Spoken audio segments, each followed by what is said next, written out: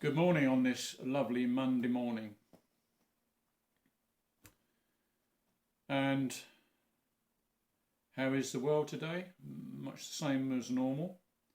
We've still got the internet, thankfully. And let's face it, the internet is probably the last bastion of freedom we have at the moment. And we must desperately cling on to it because it allows free thinking. And just maybe this platform is not the best one to advertise that. However, there are forces out there trying to limit the freedom we have. So just be very aware of the dark side that lurks in the shadows, drawing their plans against us, possibly. There are so many people and institutions that want to control us with a multitude of rules and regulations. Now, of course, we need regulations, but it becomes, in the end, it becomes oppressive. Now, if we'd have had these regulations in the past, people like Wilbur and Orville Wright would never have left the ground because our present minefield of bureaucracy would have forbidden it. And similarly, Frank Whittle would never have been allowed to build his jet engine because of the pressure from the propeller-based companies stopping him doing that. Even Isaac Newton wouldn't have been able to postulate his theory on gravity because of the sign under the apple tree that warned of falling objects. That's the way we become. It's oppressive. Now you may find that amusing, but it certainly isn't, because today we are undergoing massive control, and ordinary folk are scared out of their wits of a bogeyman. And that bogeyman doesn't exist. Trust me. Now, I consider myself a free thinker. I always have been.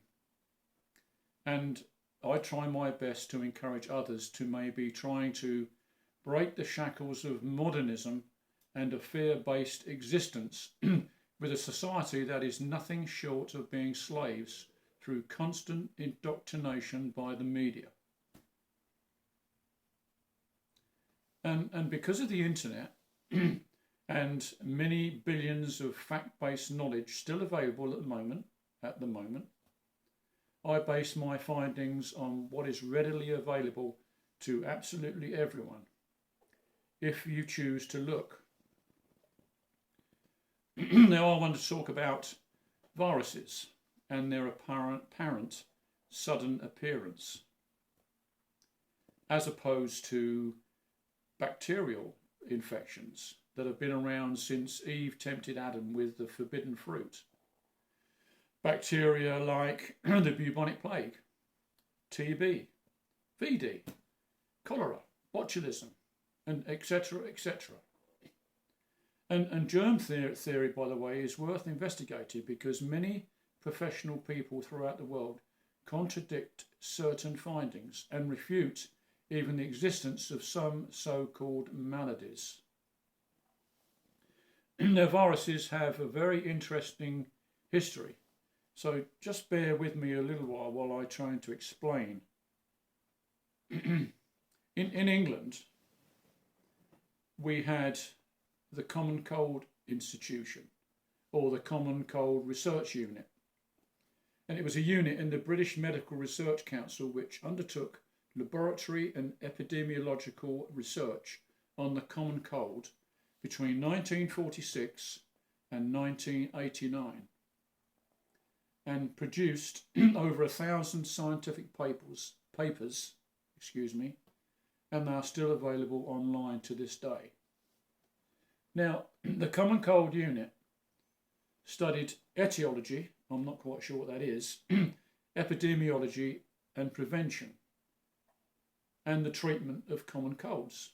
It was set up on the site of the Hubbard Hospital, a former military hospital at Harnham Down near Salisbury in Wiltshire. not far from Stonehenge.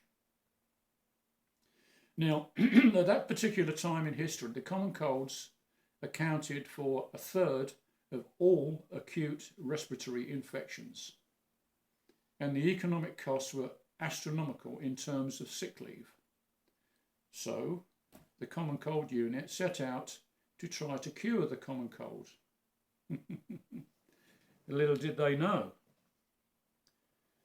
30 volunteers were required every 2 weeks during trial periods. The unit advertised in newspapers and magazines for volunteers who were paid a small amount. A stay at the unit was presented in advertisements and as an unusual holiday opportunity. And many people did that.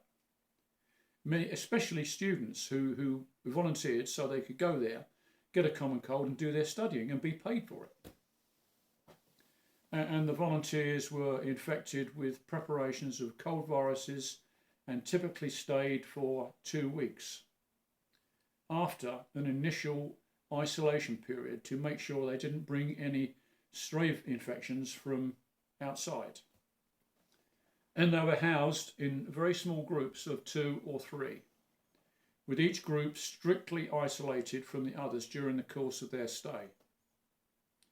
Volunteers were allowed to go out for walks in the countryside south of Salisbury, but residential areas were strictly out of bounds. Now, the human coronavirus, which are responsible for about 10% of common colds, were first isolated from volunteers at the unit in 1965. And the Common Cold Institute continually recruited volunteers for research into the common cold until its closure in 1990.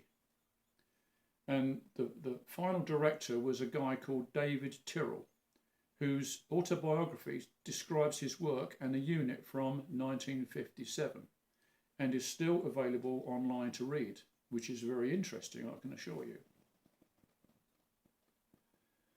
The Common Cold Unit was sometimes confused with the Microbiological Research Establishment at nearby Porton Down, a military unit with which it occasionally collaborated but was not officially connected.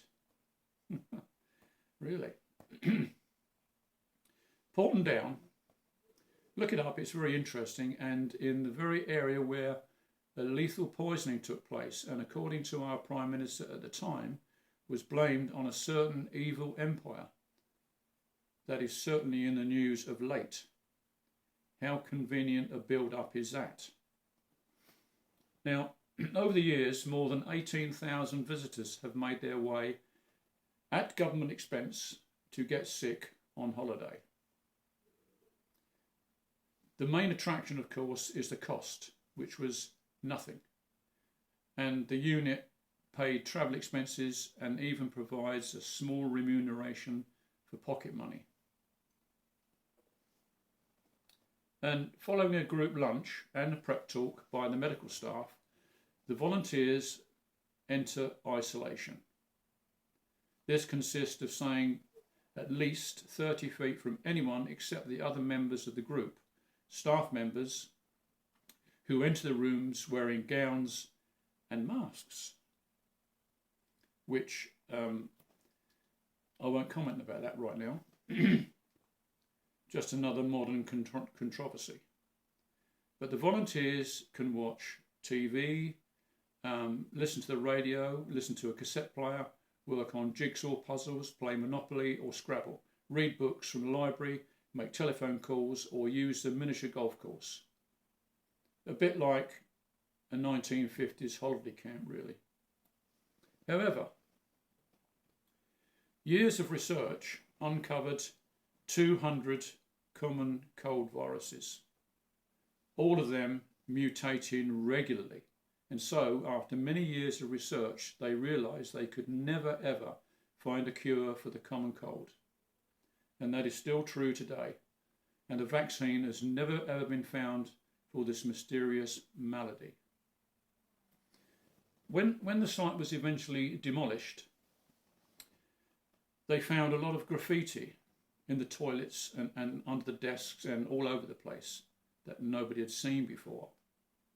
And most of the complaints were about how many could not cope with the isolation imposed on them.